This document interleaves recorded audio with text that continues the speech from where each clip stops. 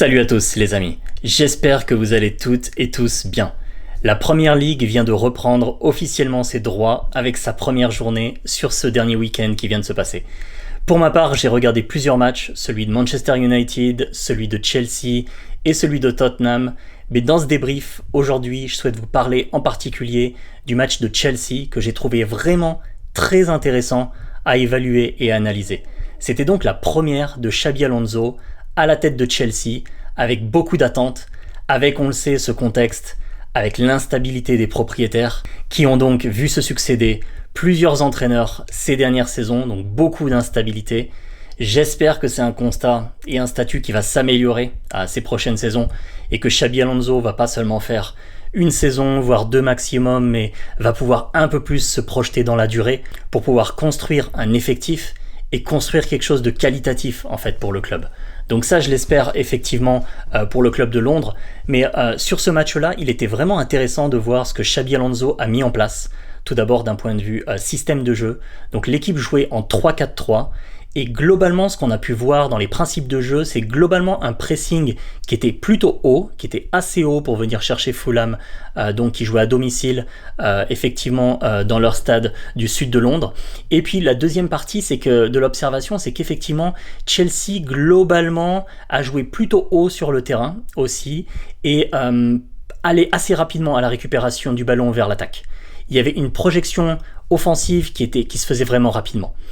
Ce qui a fait beaucoup de bien aux hommes effectivement de Xabi Alonso, c'est le fait de marquer dès la première minute de jeu, effectivement par João Pedro, le Brésilien, qui vient de re-signer d'ailleurs jusqu'à 2032. Donc première minute de jeu, effectivement, João Pedro marque, et ça, bien entendu, donne une bouffée d'air frais aux Blues de Chelsea.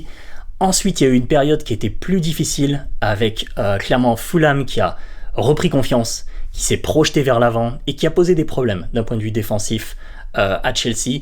Mais ensuite, il y a eu un échange effectivement de buts près de la mi-temps, un petit peu avant et puis un petit peu après, avec effectivement notamment Rodgers qui marque donc son premier but pour Chelsea, donc son nouveau club après être arrivé avec ce transfert considérable, vraiment ce transfert énorme du milieu de saison, et d'ailleurs ça va créer des attentes qui sont très élevées. Il va pas devoir décevoir effectivement du côté de Stamford Bridge. D'ailleurs, une anecdote vis-à-vis de ça, c'est que les Blues, j'ai vu cette info passer, vont jouer tous leurs matchs à Londres ou dans la banlieue de Londres jusqu'à mi-octobre. C'est assez incroyable, dû au calendrier, avant de jouer un match effectivement à Everton à partir de mi-octobre, donc du côté de Liverpool. Mais avant cette date-là, tous les matchs qu'ils auront seront soit à Stamford Bridge ou effectivement à Londres, à l'extérieur, dans d'autres clubs de la région de Londres.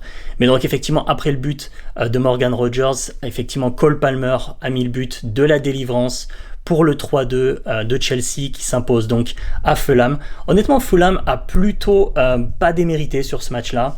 Je pense qu'ils étaient un petit peu en dessous quand même en termes de talent en général. Ça se sent un petit peu sur quelques individualités.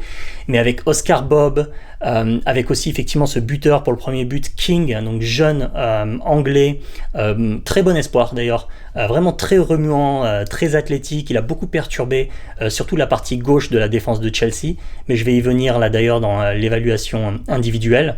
Globalement, donc Fulham n'a pas démérité quand même, mais était un petit peu léger et s'est fait un petit peu bousculer quand Chelsea a remis le pied sur le ballon après cette période un peu plus difficile pour Chelsea que je mentionnais. Donc globalement, de la 15e à la 30e, 35e minute, vraiment ça a été le temps fort de Fulham.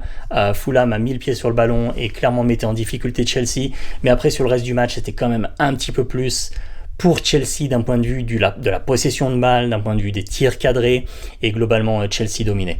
Maintenant, ce que je souhaite vous partager, c'est 4 joueurs qui ont été très positifs, qui ont vraiment été des atouts pour Chelsea sur ce match-là, et qui ont réussi leur rencontre, et à contrario, 2 joueurs qui franchement ont vraiment raté leur match.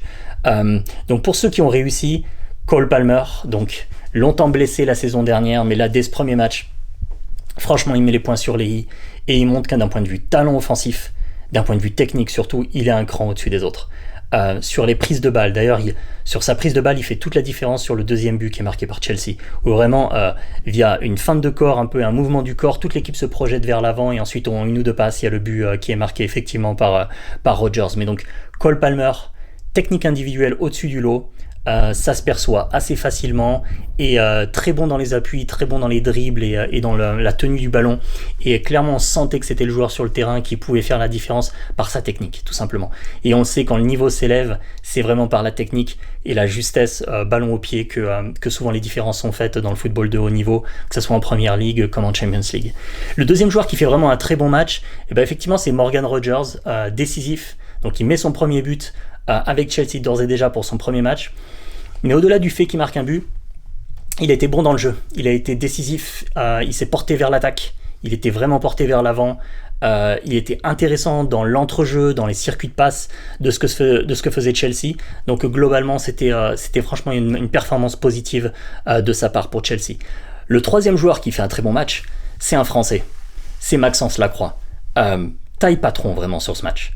J'ai trouvé qu'il était très solide, donc il fait 1m90 effectivement, il a 26 ans, mais très solide en défense. Dès les premières minutes du match, il a montré qu'il était franchement solide, qu'il était là, qu'il allait être un rock.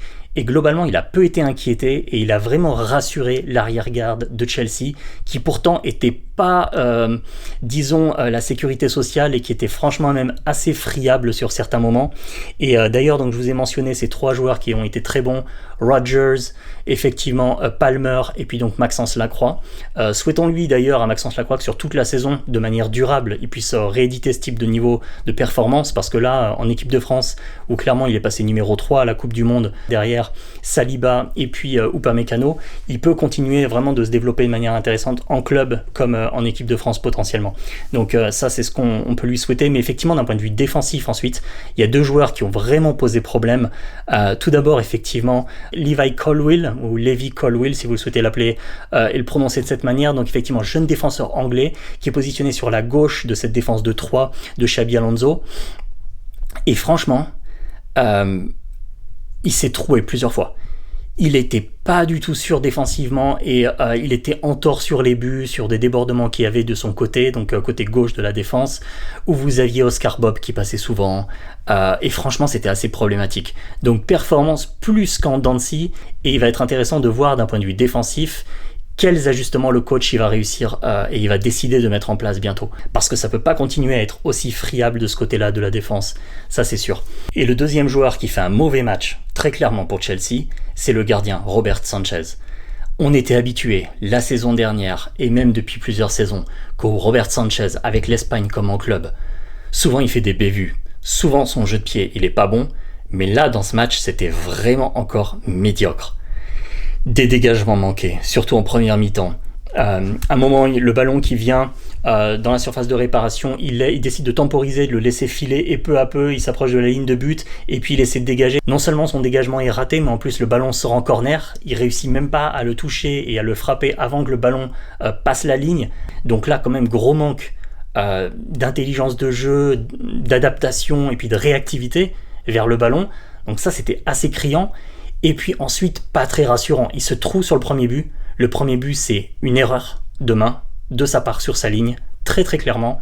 Donc, erreur de main, dégagement raté, dégagement complètement aux fraises parfois. Il va falloir changer ça. Il va falloir que Robert Sanchez il s'améliore. Parce qu'on rappelle qu'effectivement, il y a Penders de Strasbourg, de la Galaxy Blue Co, du RC Strasbourg, qui est revenu, qui est maintenant effectivement à Londres, à Chelsea. Et Penders, je pense qu'il est possible que dès le deuxième, troisième ou quatrième match, on le voit titulaire dans les cages de Chelsea.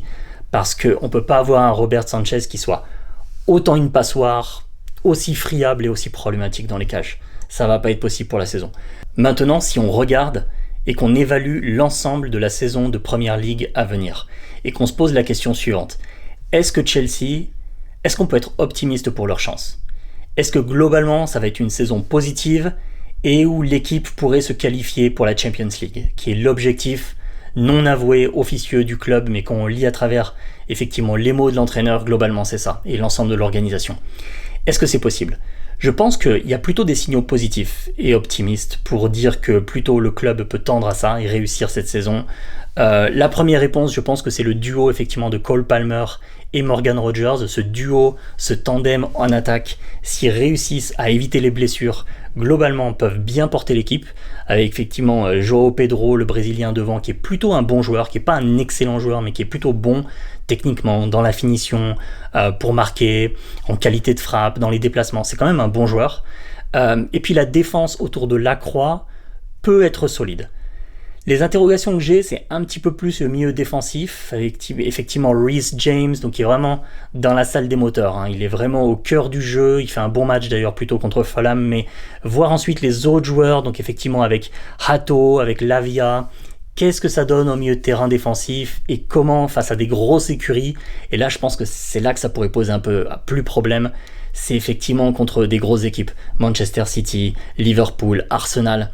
Je pense que là, le milieu, il est un petit peu léger. Et la défense pourra se montrer un peu exposée et un peu friable quand le niveau et la qualité de compétition va s'élever. Voilà ce que je souhaitais vous dire concernant ce premier match de Chelsea, qui était vraiment riche d'enseignements et vraiment très plaisant d'ailleurs à suivre, hein, ce 2-3.